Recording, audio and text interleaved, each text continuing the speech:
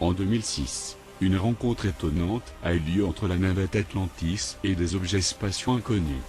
Durant quelques jours, les astronautes en orbite sont confrontés à des ovnis.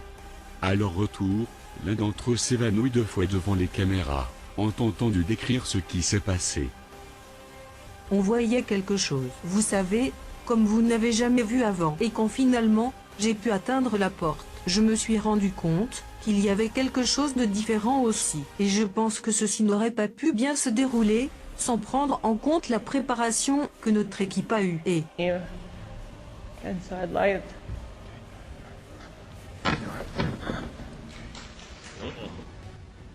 And so I figure I could stand here, standing enough. With a training.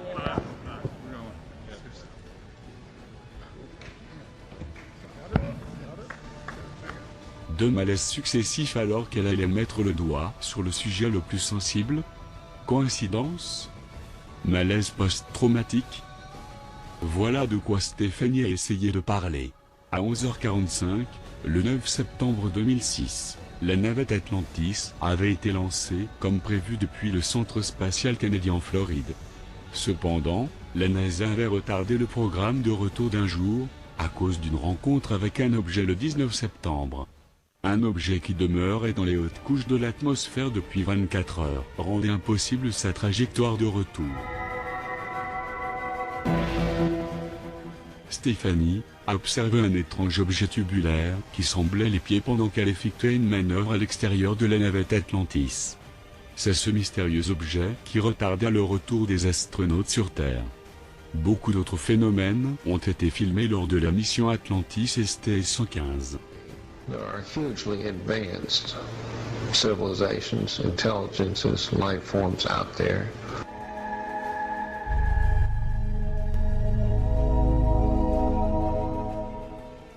I believe they're so advanced that they're even doing interstellar travel. I believe it's possible they came here.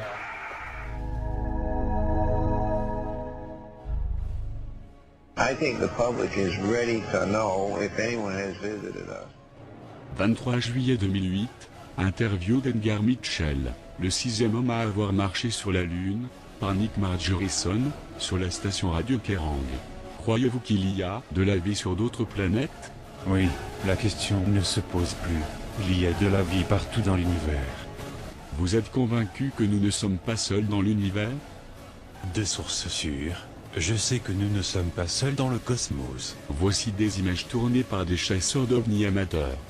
Ces mêmes objets ont été vus par les astronautes lors de la mission Atlantis, et aujourd'hui, par d'innombrables personnes à travers le monde. Å, fy fader! Jeg filmer det! Jeg har det på tape! Jeg har det her! Å, dæven! Nous sommes tous d'accord, ce que nous venons de voir n'est pas un avion. Il existe une multitude de vidéos d'observation d'ovnis crédibles sur le net. Par exemple, les lumières de Phoenix. There's a third one. Hey, Sue?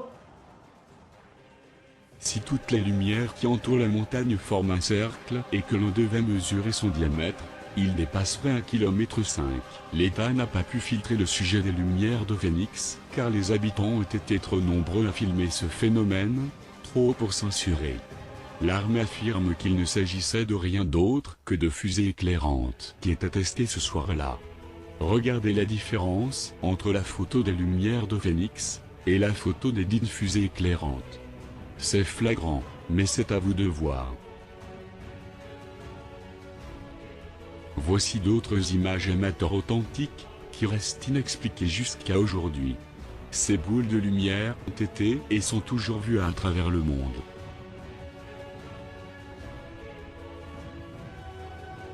Avril 2008, Paul Hellyer, ancien ministre de la Défense canadienne, s'exprime et lève le voile sur les ovnis, lors d'une conférence de presse donnée au National Press Club à Washington DC. Il y a des décennies, des visiteurs venus d'autres planètes nous ont mis en garde sur la direction que nous avions prise, et nous ont offert leur aide. Mais au lieu de cela, nous, ou certains d'entre nous, avons interprété leur visite comme une menace et avons décidé de tirer d'abord et poser des questions ensuite. Le résultat inévitable est que certains de nos avions ont été perdus. Mais savoir combien de ces pertes sont dues aux représailles, et combien sont, en fait, le résultat de notre propre bêtise, est un point de controverse. Wilbur Smith, l'un des premiers Canadiens à avoir pris un intérêt actif dans l'étude des ovnis, a demandé aux visiteurs les raisons de la destruction d'un avion qui volait dans le voisinage d'une soucoupe volante. La réponse a été que si quelques-uns de nos avions ont connu un sort malheureux, qui était la conséquence de l'incroyable stupidité de la part de nos pilotes, ils prenaient des mesures correctives pour éviter nos appareils. Je leur ai demandé ce qu'il s'était passé, et ils ont répondu. Eh bien, les champs qui entourent nos vaisseaux, et assurent ainsi la propulsion en produisant de la gravité différentielle, produit parfois, en raison du différentiel de champ temporel nécessaire au déplacement, des combinaisons de champs qui réduisent la résistance des matériaux, jusqu'au point où ils ne sont plus assez résistants pour supporter les contraintes pour lesquelles ils sont calculés. Comme nous le savons maintenant, certains avions, en particulier de type militaire, étaient construits avec un facteur de résistance relativement faible, et, aux endroits de l'assemblage de la structure, les matériaux n'étaient plus assez résistants pour supporter les contraintes mécaniques induites, et les avions tout simplement se disloquaient. Ceci n'a pas satisfait nos chefs militaires, qui ont dû penser qu'il était plus important d'assurer la supériorité nucléaire américaine, même si en l'utilisant il pouvait en résulter notre propre anéantissement, que d'accepter la suggestion des visiteurs et commencer à éloigner le risque pour la planète d'un holocauste global. Les militaires ont dû être, et sont d'ailleurs toujours tellement paranoïaques, qu'ils estiment qu'il est préférable d'utiliser la technologie des visiteurs pour les contraindre à se retirer, plutôt que de les accueillir en tant que partenaires de développement, bien qu'ils aient pu être aidés par quelques renégats, qui les ont assistés dans ce qu'il est possible de percevoir comme des développements diaboliques. Stephen Basset a dit que parler d'OVNI est du passé, et que nous devrions parler maintenant d'exopolitique. En théorie, je suis d'accord, mais, en réalité, nous avons un problème parce que la politique officielle des États-Unis maintient que les ovnis n'existent pas. Le voile du secret doit être levé maintenant, avant qu'il ne soit trop tard. Il est paradoxal que les États-Unis aient commencé une guerre dévastatrice prétendument à la recherche d'armes de destruction massive alors que les développements les plus inquiétants dans ce domaine se produisent déjà chez nous. Il est paradoxal que les États-Unis puissent entreprendre des guerres monstrueusement chères en Irak et en Afghanistan, soi-disant pour apporter la démocratie à ces deux pays, alors qu'elle-même ne peut légitimement prétendre à être appelée une démocratie, quand des trillions de dollars sont consacrés à des projets sur lesquels le Congrès et le commandant en chef sont délibérément maintenus à l'écart. Qu'est-ce qui a été accompli en 60 ans d'activité fébrile par certains des esprits les plus instruits des États-Unis? Est-ce que l'Amérique a développé des soucoupes volantes qui sont indiscernables de celles des visiteurs, comme certains le prétendent? Et si oui, que propose-t-il d'en faire? D'une façon encore plus critique, quels progrès ont été accomplis dans le développement des sources d'énergie non polluantes, susceptibles de remplacer les combustibles fossiles et d'éviter ainsi à la planète de devenir impropre à la vie? Qui a les réponses? Quelques-uns, mais apparemment ils n'en ont rien dit ni au secrétaire de la Défense, ni au président, parce que ceux-ci n'ont pas besoin de savoir. Dans un récit rapporté par le Dr Stephen Greer, le président Clinton, alors qu'il était questionné par Sarah McClendon, reporter à la Maison-Blanche, sur les raisons pour lesquelles il n'a rien fait au sujet de la divulgation sur le phénomène OVNI, avait répondu « Sarah, il y a un gouvernement dans le gouvernement et je ne contrôle pas. Excusez-moi, mais est-ce que le commandant en chef, c'est-à-dire la personne qui a le doigt sur le feu nucléaire, n'a pas le droit de savoir ce que font ses subordonnés? Les citoyens des États-Unis, qui ont payé les factures, ont le droit de savoir.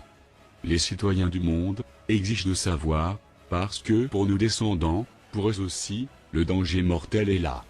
Il est temps pour le peuple des États-Unis de lancer une nouvelle guerre contre le fléau du mensonge, de la tromperie, de l'obscurité, et que tous s'investissent afin de gagner la victoire de la vérité, de la transparence, et de la lumière.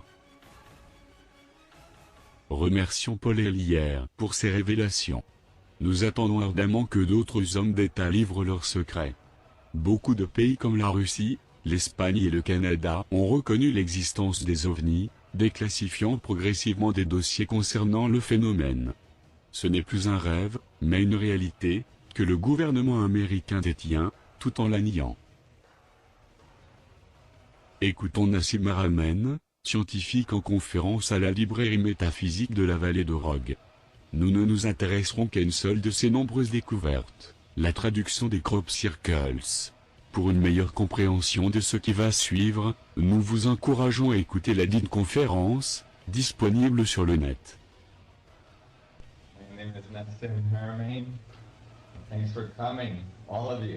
Nous parlions de crop circles. Et tous ces crop circles ésotériques qui se produisent. Et si vous n'avez pas la base de tout ce dont nous avons discuté avant, ça n'a pas de sens. C'est comme, oh bof, quelques géométries très jolies dans des champs. Oui, mais avec les conclusions auxquelles nous sommes arrivés, la logique que nous avons suivie, depuis ce matin, alors, subtilement, ces cercles, recèlent une autre signification. Il parle de quelque chose de très très important, fondamental pour la réalité. Imaginez que vous êtes une espèce avancée qui a la capacité de voyager dans l'univers. Et vous découvrez cette planète. Premièrement, vous étudiez la planète avant d'atterrir. Vous pouvez vous connecter aux ondes radio et télé, et vous voyez, à la télévision, une partie de foot. Avec toutes ces personnes se bousculant les uns les autres, courant après un morceau de cuir. Et le reste des personnes, des milliers de personnes, buvant, mangeant des hot dogs, faisant la hola. Vous pourriez, au moment de vous retourner pour demander s'il y a un volontaire pour aller au sol, avoir des difficultés pour trouver des volontaires. Je n'ai rien contre le foot, mais avec tous ces gens se tirant dessus, vous penseriez sûrement que c'est une mauvaise idée d'atterrir dès votre arrivée. Nous devons attendre jusqu'à ce que les gens aient une meilleure compréhension du fonctionnement de l'univers et comment fonctionner ensemble.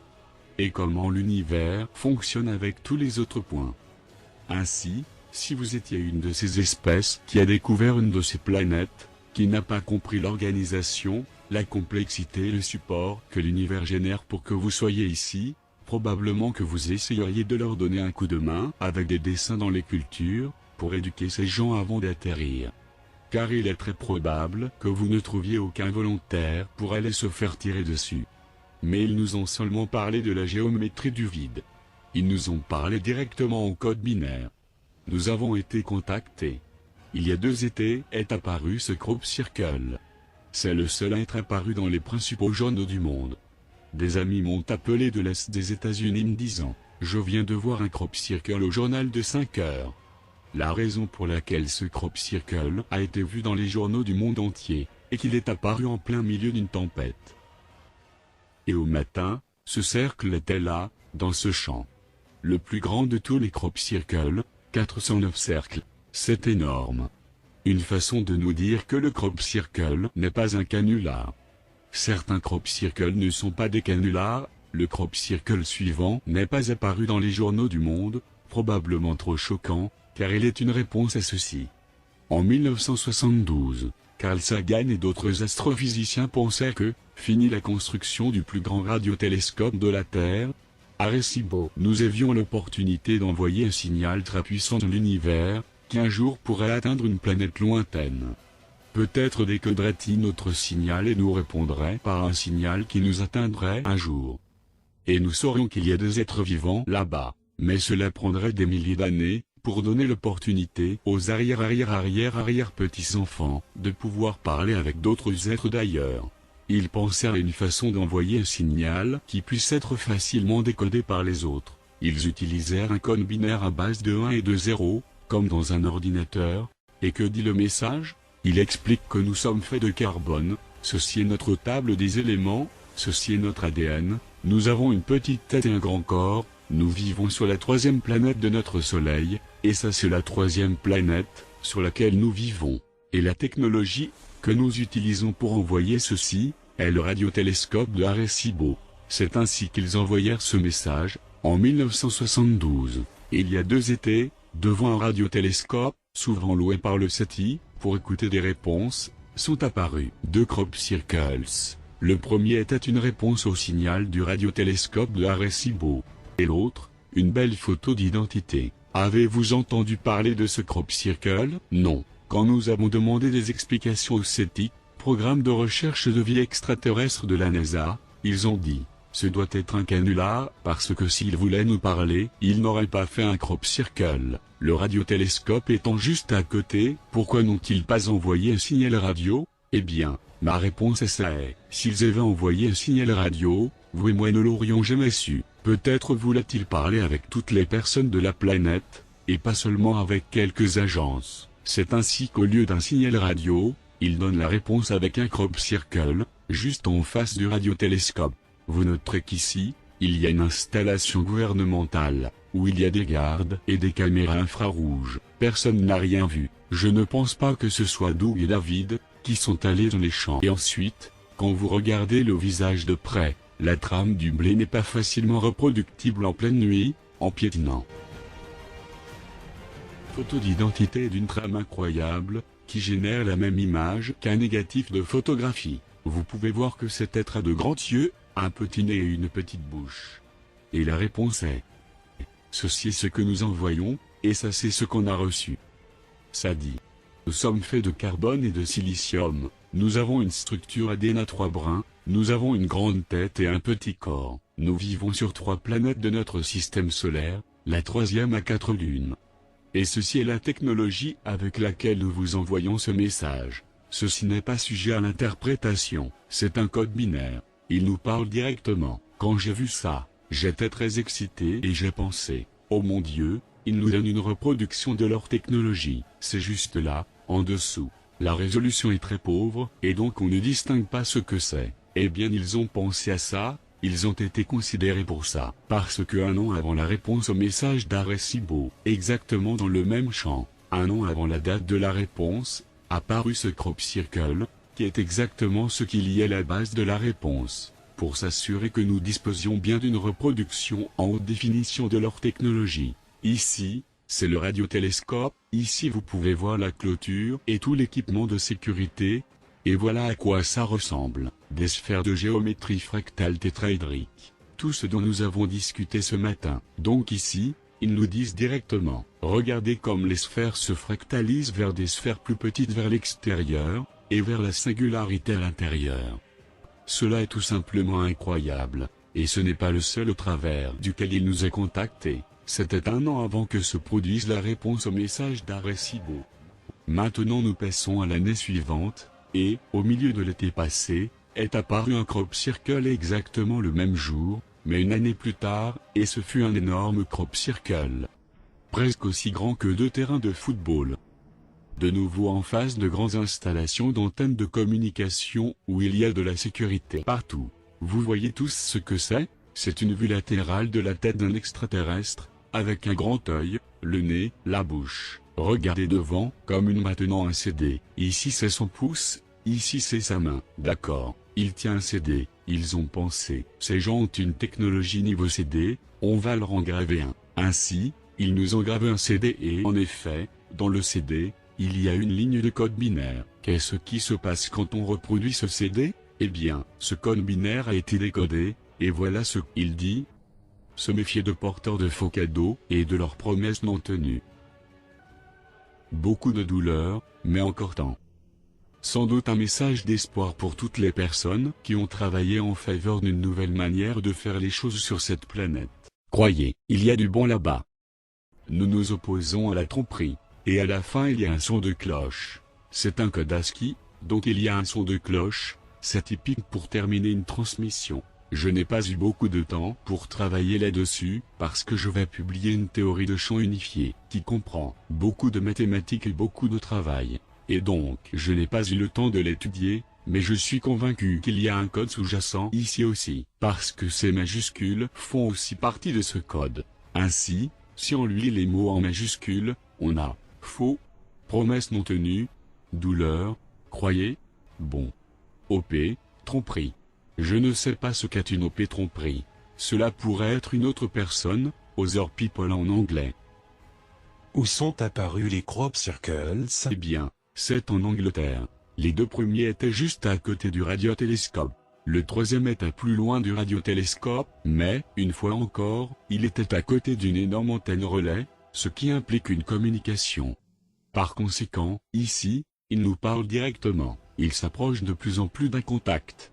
Cet après-midi nous en verrons plus à propos de l'influence que les autres espèces de notre galaxie ont pu avoir sur notre planète, sur les étapes de notre évolution, et quel rapport avec notre physique actuelle, et quel rapport avec la physique que je vous présente aujourd'hui, parce qu'il y a une relation directe, et cela a à voir avec certains monuments que l'on trouve partout sur Terre.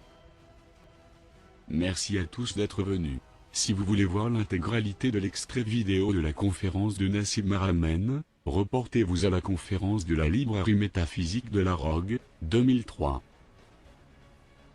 Voici des images de la NASA, où l'on voit un objet non identifié en mouvement, qui modifie sa trajectoire à l'arrivée d'un projectile rapide, venant de la Terre.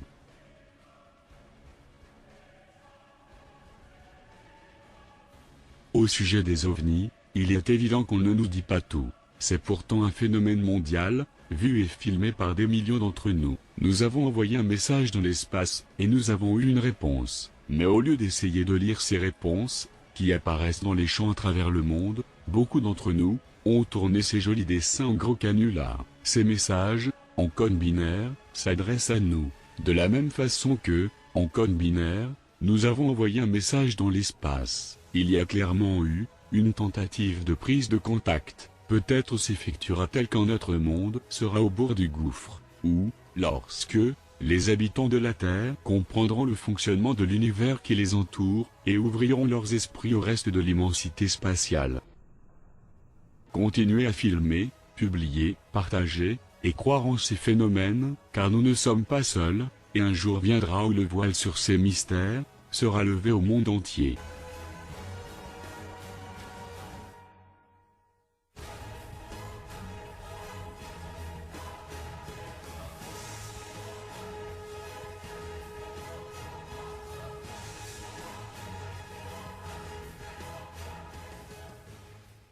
Merci d'avoir suivi ce reportage.